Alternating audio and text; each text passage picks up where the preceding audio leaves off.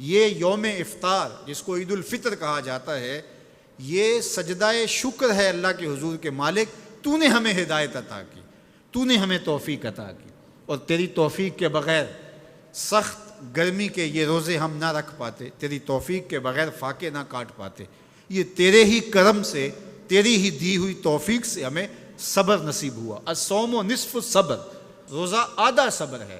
تو جس نے توفیق دی، اب اسی کا شکریہ ادا کرنے کے لیے ہم کھلے میدان میں، ہم مرکز میں، ہم مسجد میں، ہم مختلف جگہوں پہ جمع ہوتے ہیں اور جمع ہو کے اس بات کا اعلان کرتے ہیں، مالک میری توفیق بھی تیرے کرم کا صدقہ یہ قدم اٹھتے نہیں اٹھائے جاتے ہیں۔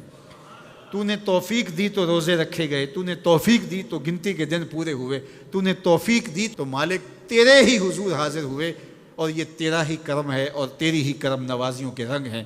حضرت معاذ بن جبل رضی اللہ تعالیٰ عنہ فرماتے ہیں کہ ایک دن حضور نے میرا ہاتھ پکڑا اور ہاتھ پکڑ کے فرمایا، اے معاذ واللہ انی لاحبک، اللہ کی قسم میں تجھ سے پیار کرتا ہوں۔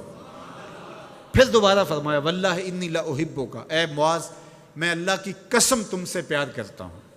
اور اس پیار کی وجہ سے حضور نے حضرت معاذ بن جبل کو بتایا کیا، میں تجھ کو وصیت کرتا ہوں کہ ہر نماز کے بعد ان کلموں کو جو میں تمہیں بتا رہا ہوں ان کو ترک نہیں کرنا، اس کو بھولنا نہیں ہے، اس کو چھوڑنا نہیں ہے۔ اور وہ کیا؟ اللہم اعنی علی ذکرک و شکرک و حسن عبادتک، اے اللہ مجھے توفیق دے اپنی عبادت کی، مجھے توفیق دے اپنے ذکر کی، مجھے توفیق دے اپنا شکر ادا کرنے کی۔ تو اللہ کا شکر ادا کرنے کی اس سے توفیق مانگی، مالک نعمت بھی تو دے اور اس نعمت پر شکرانے کی توفیق بھی تو عطا کر۔ اور اللہ فرماتے ہیں میری دی ہوئی نعمت پر میرا جب تم شکر ادا کرو گے میری دی ہوئی توفیق کے ساتھ، تو میں تم سے عہد کرتا ہوں لئن شکرتم لازیدنکم، میں تمہیں اور زیادہ عطا کروں گا۔ اللہ اکبر، شکریہ سے نعمت میں اضافہ ہوتا ہے، نعمت میں برکت ہوتی ہے۔ ایک دوسرے مقام پہ کتنی خوبصورت بات ارشاد کی، ما یفعل اللہ بعذابکم ان شکرتم و آمنتم، اللہ فرماتا ہے کہ وہ تمہیں عذاب دے کے کیا کرے گا اگر تم شکریہ ادا کرو اور ایمان لاؤ۔ اللہ کی چاہت نہیں ہے کہ تجھے جہنم کی بھڑکتی ہوئی آگ میں ڈالے، جو آگ تمہاری ہڈیاں توڑ کے رکھ دے، تمہارا گوشت جلا کے رکھ دے اور تم وہاں ذلت سہو، یہ تمہارے رب کی منشا نہیں ہے۔ وہ یہ چاہتا ہے کہ تمہیں جنت کی بہاریں نصیب فرمائے۔ یہ تمہارا عمل ہے کہ تم عذابوں کو خرید رہے ہو، تم عذابوں میں چھلانگے لگا رہے ہو۔ اس کی مرضی کیا ہے، اس کی رضا کیا ہے کہ تم شکر ادا کرو اور اس پر ایمان لاؤ، تو وہ تمہارے گناہ بھی معاف کر دے، تمہارے درجے بھی بلند فرما دے۔ بلکہ ایک دوسرے موقع پہ اللہ تعالیٰ نے قرآن مجید میں ارشاد فرمایا کہ تم جہنم کے گھڑے میں گرنے والے تھے، ایک جنبش پا کی دیر تھی کہ تم ایندھن بن جاتے۔ کہا کہ میری نعمت کا شکر ادا کرو کہ جس نعمت نے، اس نعمت سے مراد محمد عربی صلی اللہ علیہ وسلم، تمہیں جہنم سے نکال کے جنت کی راہوں پہ ڈال دیا۔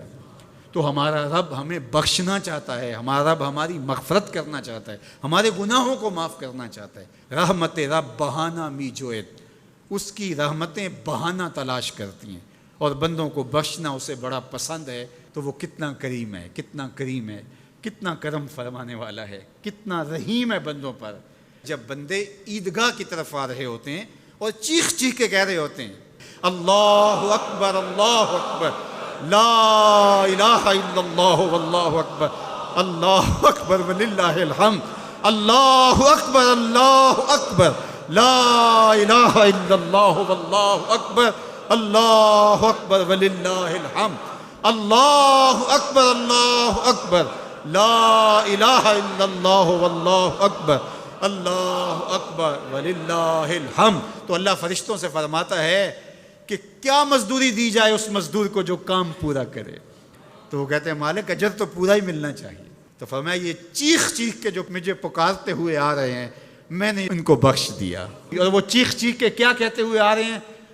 اللہ اکبر لا الہ الا اللہ واللہ اکبر اللہ اکبر وللہ الحمد اللہ اکبر لا الہ الا اللہ واللہ اکبر اللہ اکبر وللہ الحمد.